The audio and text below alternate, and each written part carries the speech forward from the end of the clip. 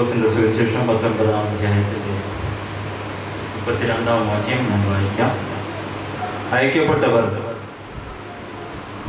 പോയി തങ്ങളോട് പറഞ്ഞതുപോലെ കണ്ടു. അയക്കപ്പെട്ടവർ പോയി തങ്ങളോട് പറഞ്ഞതുപോലെ കണ്ടു. പ്രാർത്ഥിക്കാം. നല്ല കർത്താവേ, സ്വർഗീയ പിതാവേ, ഈ നല്ല ദിവസത്തിനായി പ്രത്യേകിച്ചും ഈ ഹോശാന ഞായറിൻ്റെ ഈ മഹത്വകരമായ വലിയ ഞായറാഴ്ചയ്ക്കായി ഞങ്ങൾ നിന്ന് സ്തുതിക്കും. കർത്താവേ, നിൻ്റെ വരവും നിൻ്റെ പ്രവർത്തനങ്ങളും അതിൻ്റെ പാരമ്യത്തിലേക്ക് എത്തുന്ന ഒരു നല്ല ദിവസം.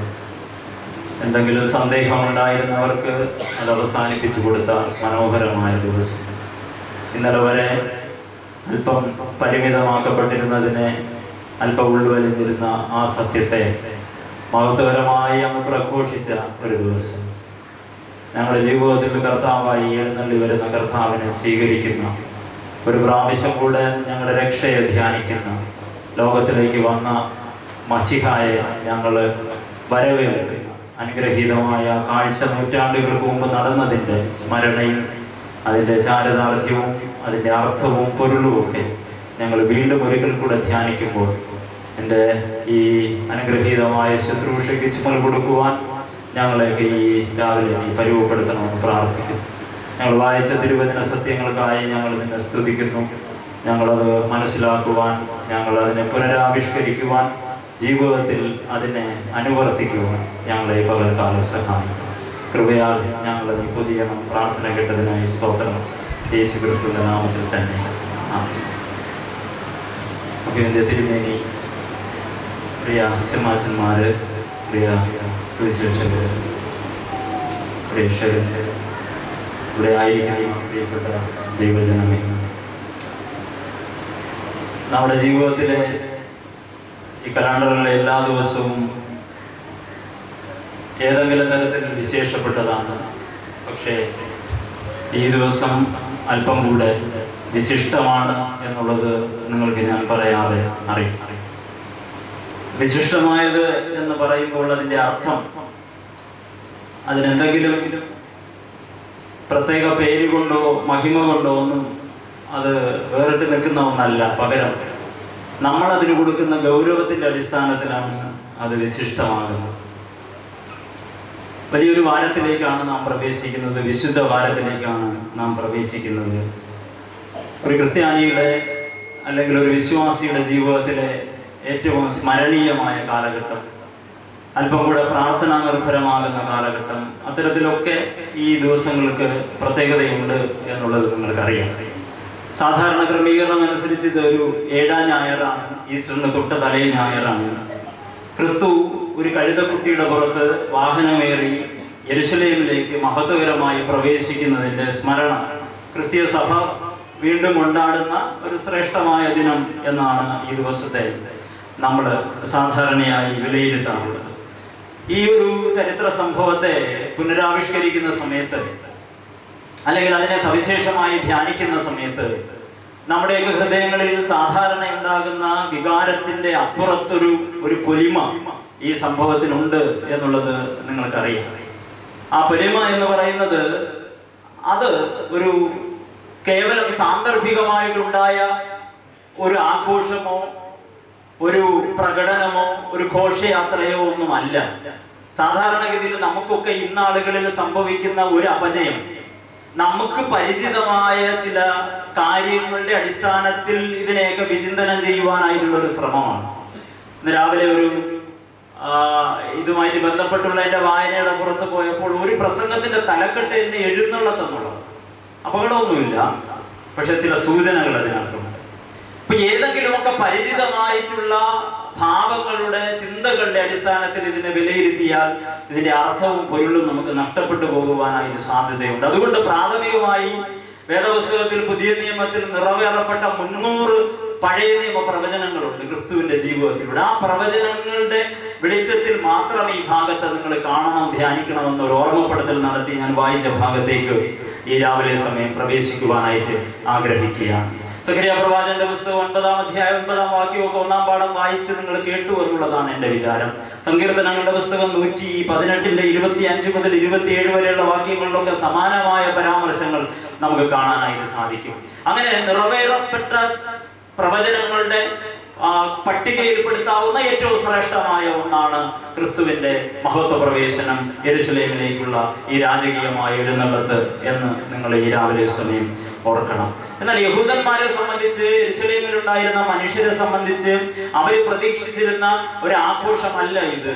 കാരണം അവര് പ്രതീക്ഷിച്ചിരുന്നത് തങ്ങളെ ഇന്ന് വരെ ഉപദ്രവിച്ചു കൊണ്ടിരുന്ന മനുഷ്യരെ അതേ നാണയത്തിൽ തിരിച്ചടി കൊടുക്കുന്ന, ചുട്ട മറുപടി കൊടുക്കുന്ന, ആയുധം കൊണ്ട് അവരെ കീഴ്പ്പെടുത്തിയിട്ട് ഞങ്ങൾക്ക് ഞങ്ങളുടെ രാജ്യം പുനഃസ്ഥാപിച്ചു തരുന്ന ഒരു ശ്രേഷ്ഠനായ രാജാവിനെ കാത്തിരുന്ന യഹൂദന്മാരുടെ മധ്യേ സമാധാനത്തിന്റെ സന്ദേശം പറഞ്ഞ്, സ്നേഹത്തിന്റെ സന്ദേശം പറഞ്ഞ്, ആശ്വാസത്തിന്റെ വലിയ വചനങ്ങൾ ഉരുവിട്ടുകൊണ്ട് ഒരു രാജാവ് എഴുന്നള്ളി വരുന്ന കാഴ്ചയാണ് നമ്മൾ ഇവിടെ കാണുന്നത്. ഒരു സ്നേഹത്തിന്റെയും സമാധാനത്തിന്റെയും രാജ്യസ്ഥാപനത്തിന്റെ തുടക്കമായിരുന്നു ഈ മഹാദിവസം. അതുകൊണ്ട് ഈ രാവിലെ സമയം നമ്മൾ ആയിരിക്കുന്നത് ഒരു ആത്മീക രാജ്യത്തിലാണ്, നമ്മൾ ആയിരിക്കുന്നത് ഒരു ആത്മീക വീണ്ടെടുപ്പിന്റെ പശ്ചാത്തലത്തിലാണ് എന്നുള്ളത് ഓർത്തുകൊണ്ട് ഈ രാവിലെ സമയം നമുക്ക് ഈ വചനത്തിന്റെ മുമ്പാകെ ഇരിക്കുവാനായിട്ട് ശ്രമിക്കാം. വേദപുസ്തകത്തിലെ 4 സുവിശേഷങ്ങളിലും വളരെ കൃത്യമായി പറഞ്ഞു പോകുന്ന ഒരു ഭാഗമാണ് ക്രിസ്തുവിന്റെ രാജകീയമായ യെരുശലേം പ്രവേശനം. എന്നാൽ ഈ യോഹന്നാൻ സുവിശേഷകൻ, ഞാൻ നന്നായിട്ട് ശ്രമിച്ചു യോഹന്നാന്റെ സുവിശേഷത്തിൽ നിന്ന് തന്നെ പ്രസംഗിക്കാൻ, പക്ഷെ നടന്നില്ല. കാരണം വളരെ പരിമിതമായിട്ടേ പറഞ്ഞിട്ടുള്ളൂ. മത്തായി, മർക്കോസ്, ലൂക്കോസ് സുവിശേഷം വളരെ ഗൗരവമായി സവിസ്തരം ഈ ഭാഗത്തെ പരാമർശിക്കുന്നുണ്ട്. പോരാഞ്ഞിട്ട് മത്തായി സുവിശേഷത്തിൽ കഴുതയെയും കഴുതയുടെ ആ കുട്ടിയുടെ അമ്മയെയും നമുക്ക് കാണാനായിട്ട് സാധിക്കും. ഇങ്ങനെ പട്ടികപ്പെടുത്തി വരുന്ന ആ വർത്തമാനത്തിനിടയ്ക്ക് അവിടെ നടന്ന വിപുലമായ ആഘോഷത്തെ, ഘോഷയാത്രയെ നമ്മൾ സ്മരിച്ചു പോകുന്നതിന് മുമ്പ് 1-2 ചെറിയ സൂചനകൾ ഈ ഭാഗത്തുണ്ട്. അത് മാത്രം ധ്യാനിച്ച് വളരെ വേഗത്തിൽ അവസാനിപ്പിക്കുവാനായിട്ടാണ് ഞാൻ ആഗ്രഹിക്കുന്നത്. ഈ ഹോസന്ന എന്ന് പറയുന്നത് ഒരു പുതിയ പദമല്ല. അന്ന് രാവിലെ ആ ആഘോഷത്തിനിടയ്ക്ക് അവർ ഉരുവിട്ട ഒരു പദമല്ല ഹോസന്ന. അത് നൂറ്റാണ്ടുകളായി ചരിത്രപരമായി യഹൂദന്റെ രക്തത്തിൽ അലിഞ്ഞു ചേർന്ന ഒരു പദമാണ് ഈ ഹോസന്ന എന്ന് പറയുന്നത്. ഞാൻ പലപ്പോഴും അത്ഭുതപ്പെടാറുണ്ട്.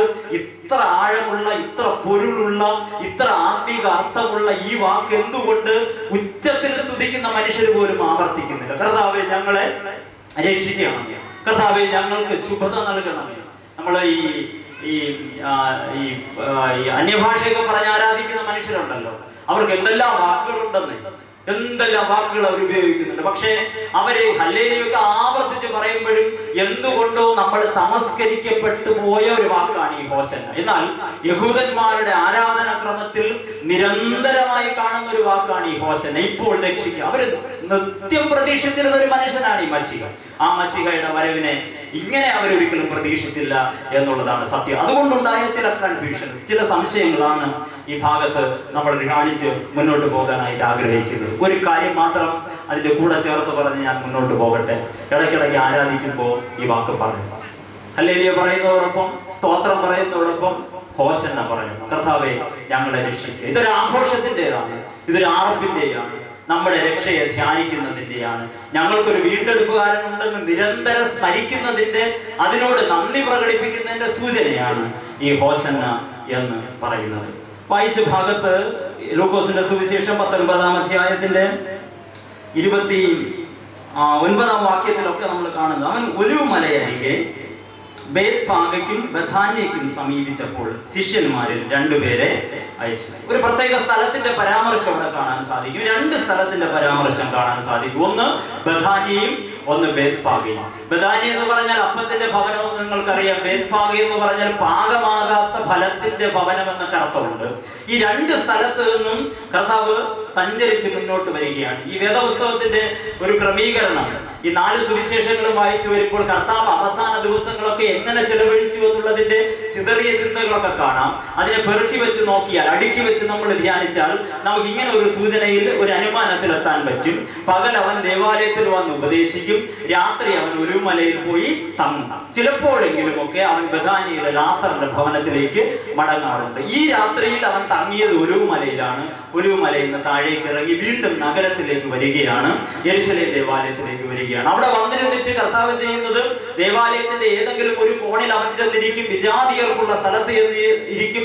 അവിടെ ഒരു പറ്റം മനുഷ്യർ വരും, അവരോട് വചനം പ്രസ്താവിക്കും. അതാണ് ക്രിസ്തുവിന്റെ പതിവ്. അങ്ങനെയുള്ള യാത്രാ മധ്യേ നടക്കുന്ന ഒരു സംഭവമാണ് ഈ സംഭവം. ഈ ബേത്ഫാഗയ്ക്കും ബഥാന്യയ്ക്കും ഇടയിലുള്ള ഒരു പോയിന്റ്, ആ പോയിന്റിൽ നിന്ന് യെരുശലേം എന്ന് പറയുന്ന പട്ടണത്തിലേക്കും യെരുശലേം ദേവാലയത്തിലേക്കും എത്താൻ കേവലം 2.5 കിലോമീറ്ററിന്റെ ദൈർഘ്യം മാത്രമേ ഉള്ളൂ. ആ യാത്രയിൽ അങ്ങനെ നിന്ന കർത്താവിന് പെട്ടെന്നൊരു ഉൾവിളി, പെട്ടെന്നൊരു ചിന്ത വരികയാണ്. 2 ശിഷ്യന്മാരെ അടുക്ക വിളിച്ചിട്ട് പറയുകയാണ്, നിങ്ങൾക്കെതിരെയുള്ള ഒരു ഗ്രാമത്തിലേക്ക് പോകുകയും. 2 ശിഷ്യന്മാര്. അപ്പോൾ ഇവര് മാത്രമേ ഉള്ളൂ. വളരെ കൃത്യമായ കാര്യങ്ങൾ ധ്യാനിച്ചു പോകണം. അവര് മാത്രമേ ഉള്ളൂ. നമ്മൾ ഈ വിചാരിക്കുന്ന പോലെ 1 മാസം 2 മാസം മുമ്പ് നോട്ടീസൊക്കെ അടിച്ചിറക്കി വളരെ ആഘോഷപൂർവ്വം എല്ലാ ക്രമീകരണങ്ങളും ചെയ്ത് ഇത്ര മണിക്ക് ഇന്നടത്ത് വരും, നമുക്ക് ഘോഷയാത്ര പുറപ്പെടാന്ന് പറയുന്ന ഒരു ക്രമീകരണമല്ല. ഇവര് കേവലം 12 മനുഷ്യർ മാത്രമേ ഉള്ളൂ.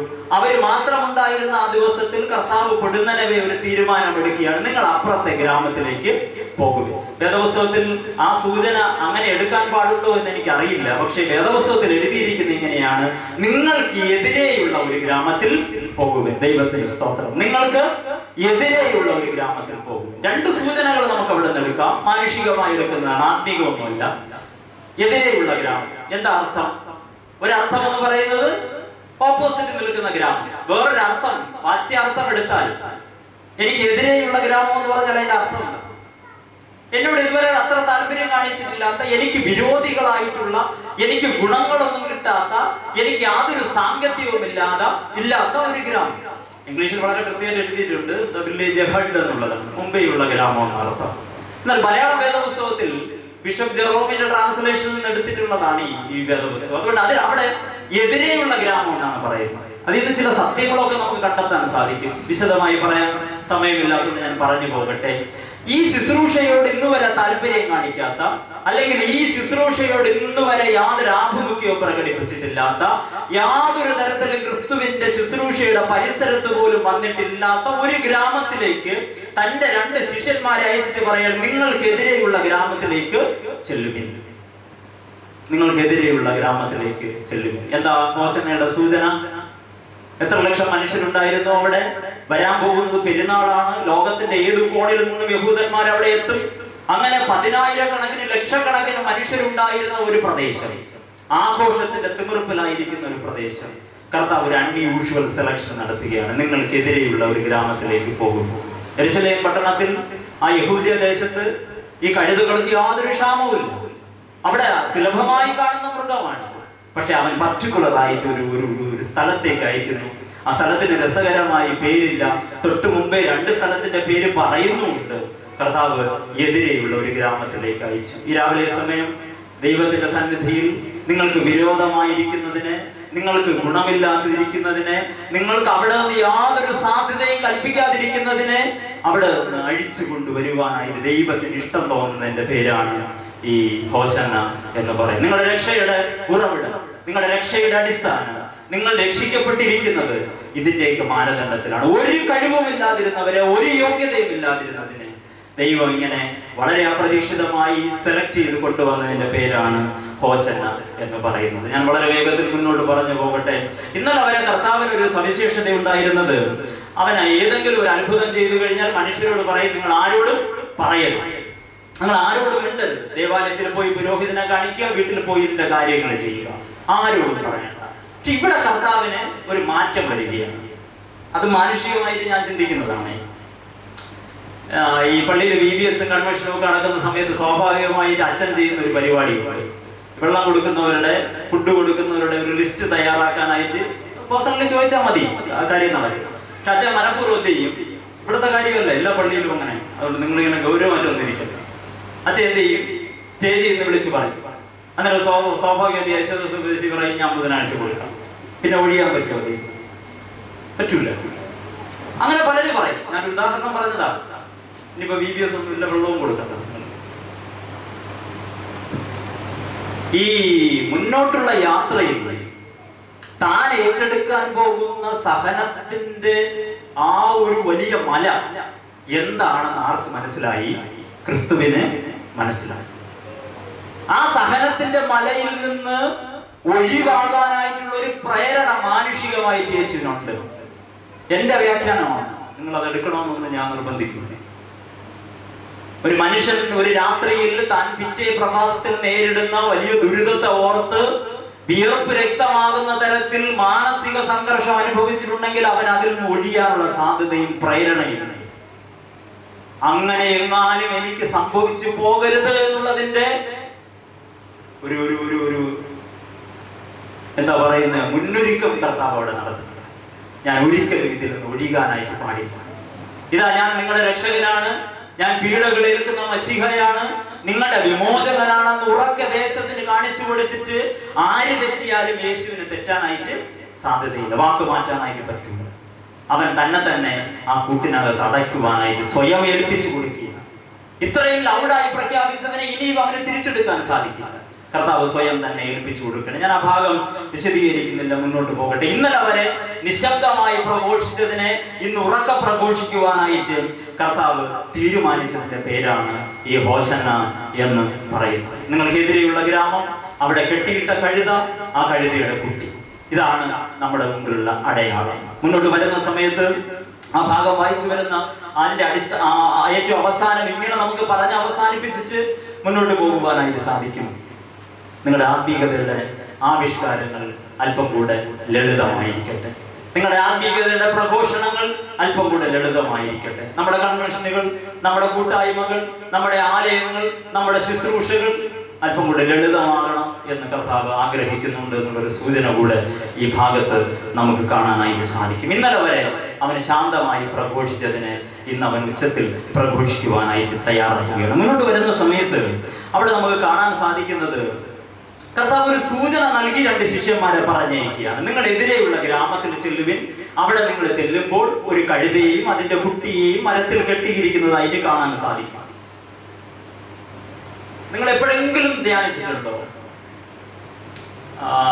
ഗൂഗിൾ മാപ്പ് ഇട്ട് പോയാൽ കറക്റ്റ് ലൊക്കേഷനിൽ എത്തുന്ന സമയത്ത് അത് ഇൻഡിക്കേറ്റർ കാണിക്കും, അല്ലെങ്കിൽ ഒരു വോയിസ് നമുക്ക് തരും, യു ഹാവ് റീച്ച്ഡ്.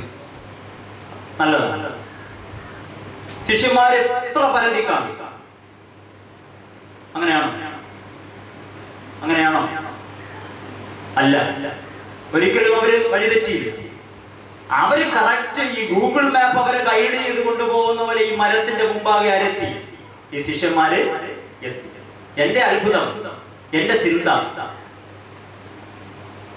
എങ്ങനെ കർത്താവിന് അറിയാം ഇന്നടത്ത് എന്തായാലും 1 കിലോമീറ്റർ എങ്കിലും ദൂരം കാണുക, ആ മരത്തിൽ ആ വഴിയരികെ ഒരു കഴുതയും കുട്ടിയും ഉണ്ട്. എങ്ങനെ അറിയാം കർത്താവ്? ഞാൻ പറഞ്ഞുതരാം എന്താ അർത്ഥം, എന്താ ഹോസന്നയുടെ അർത്ഥം. അവന്റെ ശുശ്രൂഷയ്ക്ക്, അവന്റെ വ്രതന്മാർക്ക്, അവന്റെ ഭക്തന്മാർക്ക് ഒരുക്കിയിരിക്കുന്നത് ക്രിസ്തുവിനെ നന്നായിട്ട് അറിയാം. നേരെ അവിടെ നമ്മളെ അയക്കുന്ന ദൈവത്തിന് സ്തോത്രം. ഹോസന്നയ്ക്ക് ഇങ്ങനെ ആത്മീക അർത്ഥങ്ങളുണ്ട്, ഇങ്ങനെ ആത്മീക തലങ്ങളുണ്ട്. അവർ എതിരെയുള്ള ഗ്രാമത്തിലേക്ക് ചെന്നു. കർത്താവ് പറഞ്ഞതുപോലെ വേദപുസ്തകത്തിൽ എഴുതിയിട്ടുണ്ട്, അവൻ പറഞ്ഞതുപോലെ അവിടെ ഒരു കഴുതയും കുട്ടിയും കെട്ടിയിരിക്കുന്നത് ഈ ശിഷ്യന്മാരെ കണ്ടു. ഈ രാവിലെ സമയം നിങ്ങളുടെ രക്ഷയെ ധ്യാനിക്കുന്നവര്, രക്ഷയെ ഓർത്ത് ദൈവത്തിന് സ്തോത്രം ചെയ്യുന്നവര് ഈ പള്ളിയിൽ ഉണ്ടെന്ന് എനിക്കറിയാം.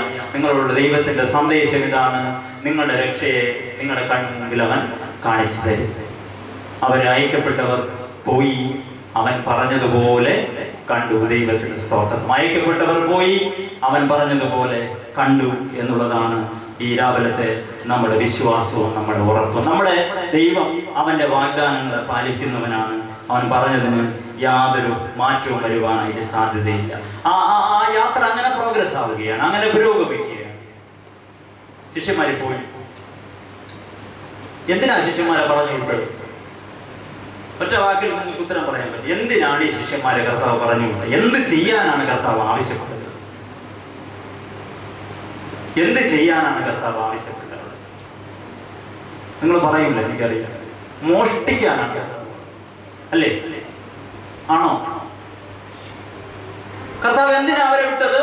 നിങ്ങൾ ഇന്നടുത്ത് പോവുക, അവിടെ ഒരു കഴുതയും കുട്ടിയുണ്ട്, അല്ലെങ്കിൽ ഒരു കഴുതയുണ്ട്, അതിനഴിച്ചുകൊണ്ട് വരും.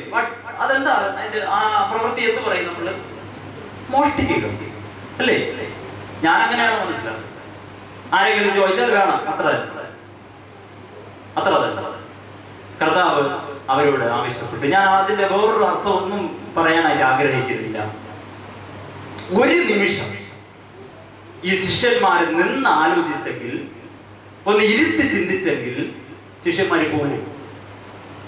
എനിക്ക് തോന്നുന്നു അവരുടനെ പുറപ്പെട്ടു. വേദപുസ്തകത്തിൽ എഴുതി, ക്ഷണികമായിട്ടുള്ള വിശ്വാസം ഉള്ളിൽ പേറി നടക്കുന്ന മനുഷ്യരോട് കർത്താവ് എന്തെങ്കിലും ആവശ്യപ്പെട്ടാൽ, പാട്ടുകാരൻ പറഞ്ഞതുപോലെ ചോദ്യം ചെയ്യാതെ വാങ്ങി പാനം ചെയ്യുവാനുള്ള കൃപ നമുക്ക് നൽകണം. ഒരു വലിയ സഭാപിതാവ് പറയുന്നത് ഇങ്ങനെയാണ്: പൊടുന്നനെയുള്ള തൽക്ഷണമുള്ള അനുസരണമാണ് അനുസരണം. താമസിച്ചുള്ള അനുസരണം അനുസരണമല്ല. അനുസരണത്തിൽ നിന്ന് പിന്മാറുന്നവർ, താമസിക്കുന്നവർ കൃപയിൽ നിന്ന് പിന്മാറുന്നു എന്നുള്ളതാണ് അർത്ഥം. വലിയൊരു ശുശ്രൂഷയെ, വലിയൊരു ദൗത്യത്തെ ഏൽപ്പിച്ച് കർത്താവ് ഈ ശിഷ്യന്മാരെ പറഞ്ഞു വിടുമ്പോൾ അതിന്റെ ലോജിക്ക് ചിന്തിക്കാതെ, നെഗറ്റീവും പോസിറ്റീവും എടുക്കാതെ അപ്പോൾ അവരവിടെ നിന്ന് പോയി അവർ പറഞ്ഞതുപോലെ കണ്ടു. ശിഷ്യന്മാരുടെ ജീവിതത്തിൽ നിന്ന് ഈ ഈ ഹോശന്ന ഞായർ ഞാൻ നിങ്ങളെ പഠിക്കേണ്ട പാഠം, അവനെ അന്ധമായി അനുസരിക്കും. ക്രിസ്ത്യാനികളുടെ ജീവിതത്തിന്റെ ഒറ്റ വിശേഷണം ഇതാണ്: വി ആർ ബ്ലൈൻഡ്. നമ്മൾ അന്ധന്മാരാണ്. ഒരു മാറ്റവും ഇല്ല. പൊട്ടന്മാർക്ക് പോലും ഇങ്ങനെ ജീവിക്കാൻ സാധിക്കില്ല. നമ്മൾ അന്ധന്മാരന്മാർ. കണ്ണു അടച്ചവനെ വിശ്വസിച്ച് അവൻ പറഞ്ഞത് കേട്ട് അവർ പോയി എന്നുള്ളതാണ് വേദപുസ്തകത്തിൽ നമുക്ക് കാണുവാനായിട്ട് സാധിക്കുന്നത്. എന്താ സംഭവിക്കുന്നത്? തുടർന്ന് ഇങ്ങോട്ട് താഴോട്ട് വരുന്ന സമയത്ത് നമ്മൾ വായിച്ചു വരുമ്പോൾ ഇങ്ങനെയാണ് കാണുന്നത്: അവര് നിശബ്ദമായി തുടങ്ങിയ ഈ ആഘോഷം, അവര് ലളിതമായി ആവിഷ്കരിച്ച ഈ ഒരു യാത്ര പതിയെ പതിയെ ജനങ്ങൾ വന്ന് കൂടാനായിട്ട് തുടങ്ങി.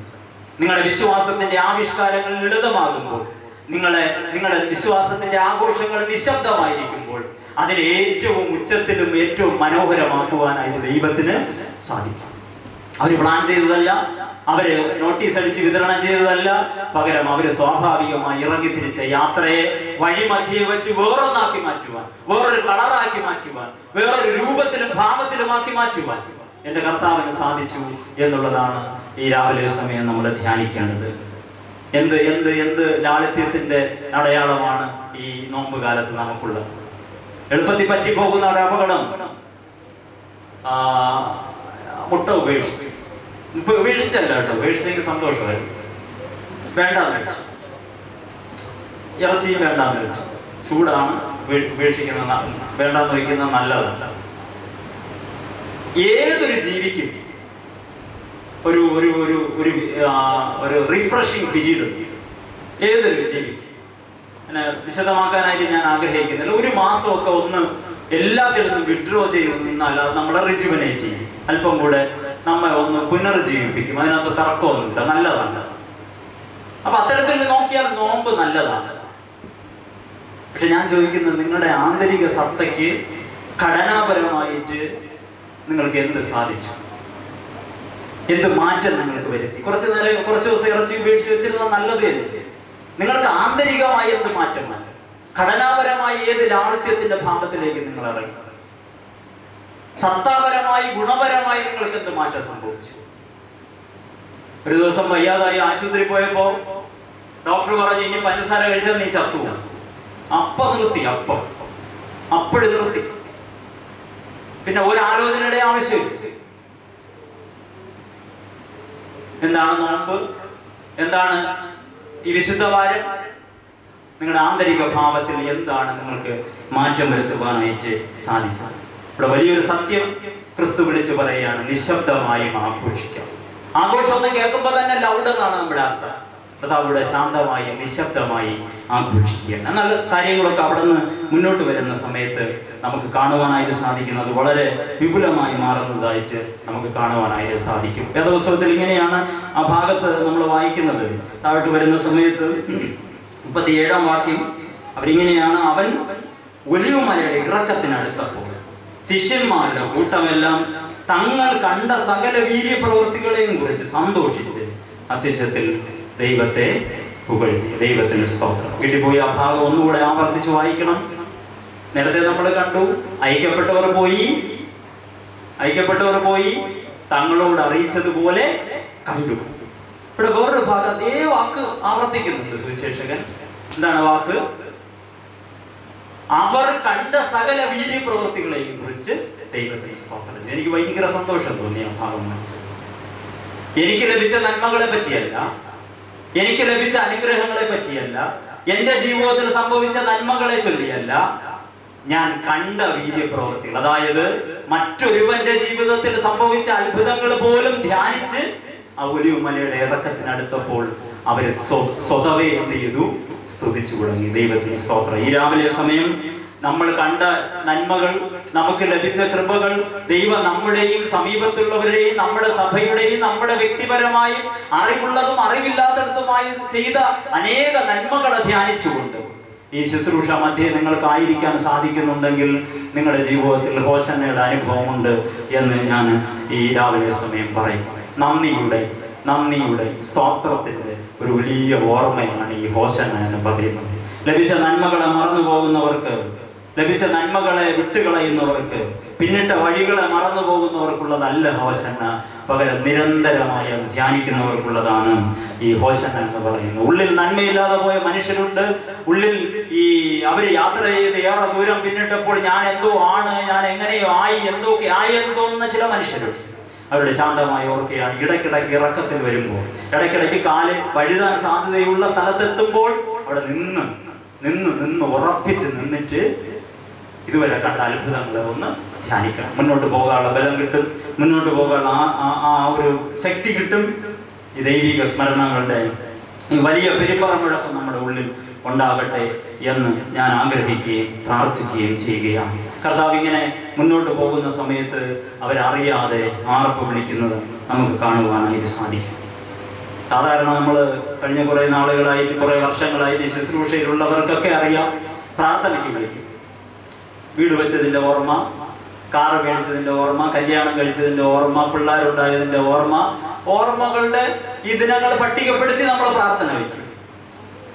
ഞാൻ എൻ്റെ ജീവിതത്തിൽ ഇന്ന് വരെ സാറേ ഞാൻ രക്ഷിക്കപ്പെട്ട ദിവസം ഇന്നാണ്, സാറ് വന്നൊരു പ്രാർത്ഥന നടത്തും. നിങ്ങൾ പോയിട്ടുണ്ടോ എവിടെയെങ്കിലും? ഉണ്ടോ?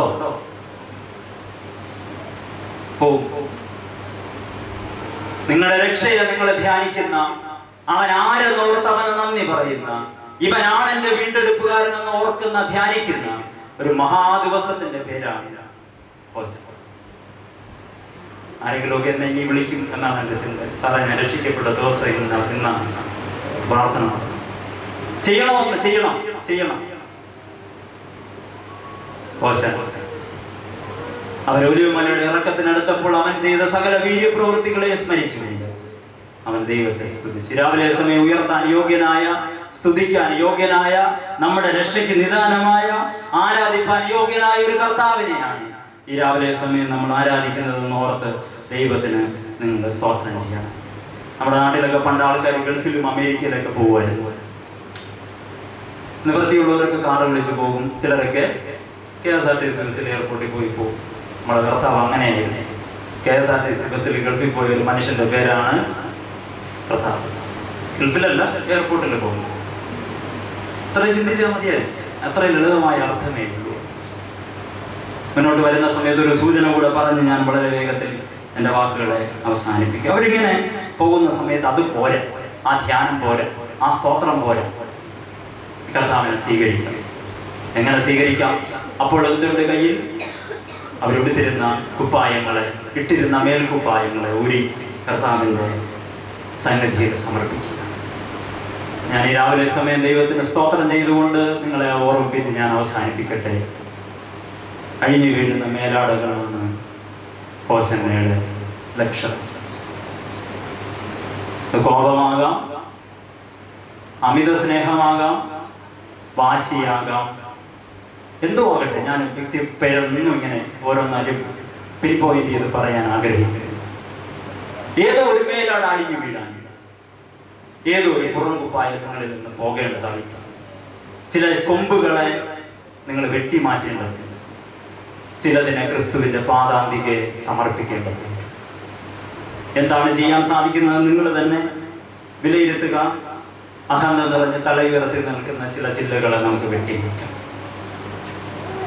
കഴുതപ്പുറത്ത് കയറി വന്ന കർത്താവിനെ സ്വീകരിപ്പാനായിട്ട് അതിലും മെച്ചപ്പെട്ട വഴിയൊന്നും വേറെ നമുക്ക് ചെയ്യാനായിട്ട് ഇല്ല. ഒരു വാത്സല്യത്തിന്റെ ലക്ഷണമായിട്ടാണ് ഞാൻ കഴുതയെ കാണുന്നത്. കാരണം നമ്മുടെ നാട്ടുകാരെ നമ്മളങ്ങനെ കഴുതയെന്ന് വിളിക്കാറുണ്ടെന്ന് എനിക്ക് തോന്നുന്നില്ല. അതത്ര പരിചിതമല്ല. പക്ഷെ വീട്ടിലുള്ളവരെ വിളിക്കുന്ന പേരാണ് ഭർത്താവ് ഭാര്യയെ, മക്കളെ കൂടെ കഴുത എന്ന് പറയുമ്പോൾ അതിലൊരു ഇമ്പം ഉണ്ടെന്നാണ് ഞാൻ മനസ്സിലാക്കുന്നത്. നിങ്ങൾ എങ്ങനെയാണ് അതിനെ കൈകാര്യം ചെയ്യുന്നതെന്ന് എനിക്കറിയില്ല. നാട്ടുകാരെ നമ്മൾ അധികം വിളിക്കാറില്ല. അവനെ വിളിക്കാൻ നമുക്ക് നല്ല ചില നിലവാരമുള്ള പദങ്ങളൊക്കെ, അല്ലെങ്കിൽ നമ്മൾ തന്നെ ഒരെണ്ണം ഉണ്ടാകും. നമ്മൾ വാത്സല്യപൂർവ്വം പ്രയോഗിക്കുന്ന ഒരു പ്രയോഗമാണ് കഴുത. എൻ്റെ മക്കളെ ഞാൻ ഒരിക്കലും വേറൊരു പദത്തിൽ ഉപയോഗിക്കില്ല. മാക്സിമം വിളിക്കാൻ പറ്റുന്ന വാത്സല്യത്തിന്റെ പേര്, അതിന്റെ ഏറ്റവും ഉയർന്ന തലം എന്നുള്ളതാണ് ഇപ്പോൾ കഴുത എന്ന് പറയുന്നത്. ക്രിസ്തു അതിനെ സ്വീകരിച്ചു എന്നുള്ളത് മാത്രമേ. ഞാൻ നേരത്തെ സൂചിപ്പിച്ചതുപോലെ ഇതൊരു ആഹ്ലാദത്തിന്റെ മാത്രമല്ല, കുറച്ച് കഴിയുമ്പോൾ സഹനത്തിന്റെ പാതയിൽ കർത്താവ് പ്രവേശിക്കുകയാണ്. അവിടെ നിന്ന് പിന്തിരിയാനായിട്ട് പാടില്ല എന്നുള്ളതാണ് അവന്റെ ഉദ്ദേശവും ലക്ഷ്യവും എന്ന് പറയുന്നത്. ഈ രാവിലെ സമയം ക്രിസ്തുവിനെ സ്വീകരിപ്പാൻ ഒരു പരവതാനി പോലെ നമ്മുടെ ജീവിതത്തെ നമുക്ക് വിരിച്ചു കൊടുക്കാം. പണ്ടൊരു മനുഷ്യൻ ഈ കർത്താവിനെ കാണാനായിട്ട് ഉയർന്ന ഒരു മരത്തിൽ പാടുപെട്ട് കയറി അവിടെ ഇരുന്നു കൊണ്ട് കർത്താവിനെ കാണാൻ ശ്രമിച്ചു. ഇന്ന് ഈ കർത്താവ് തന്നെ ഒരു കഴുതപ്പുറത്ത് കയറ്റിയിരുത്തി സകല മനുഷ്യർക്കും ദൃശ്യമാകുന്ന തരത്തിൽ അവനെ പ്രദർശിപ്പിച്ച് കൊണ്ടുപോവുകയാണ്. നമുക്ക് പ്രാർത്ഥിക്കാം, ക്രിസ്തുവേ ഞങ്ങളുടെ രക്ഷകരായിരിക്കണമേ, ഞങ്ങൾക്ക് വിടുതൽ നൽകണമേ, ഞങ്ങൾക്ക് വിമോചകനായിരിക്കണമേ, ഞങ്ങളുടെ രക്ഷയുടെ നിദാനം നീ ആകിയാൽ ഞങ്ങൾ നിന്നെ വാഴ്ത്തുന്നു എന്നുള്ളതാണ്. ഈ രക്ഷയെ കാണുന്നത്, അവൻ പറയുന്ന ദിശയിൽ സഞ്ചരിക്കുന്നത്, അവന് വേണ്ടി ചിലതൊക്കെ ചെയ്യുന്നത്, അവനെ സ്വീകരിക്കാൻ വേണ്ടി നമ്മൾ ഒരുങ്ങുന്നത് ഒക്കെ നമ്മുടെ ജീവിതത്തിൽ ഏറെ നന്മയായിരിക്കും എന്നുള്ള ഒരു പ്രാർത്ഥനയോടും പ്രത്യാശയോടും കൂടെ ഞാൻ എൻ്റെ വാക്കുകളിൽ ഇരിക്കേണ്ട ദൈവം നമ്മെ സഹായിക്കും.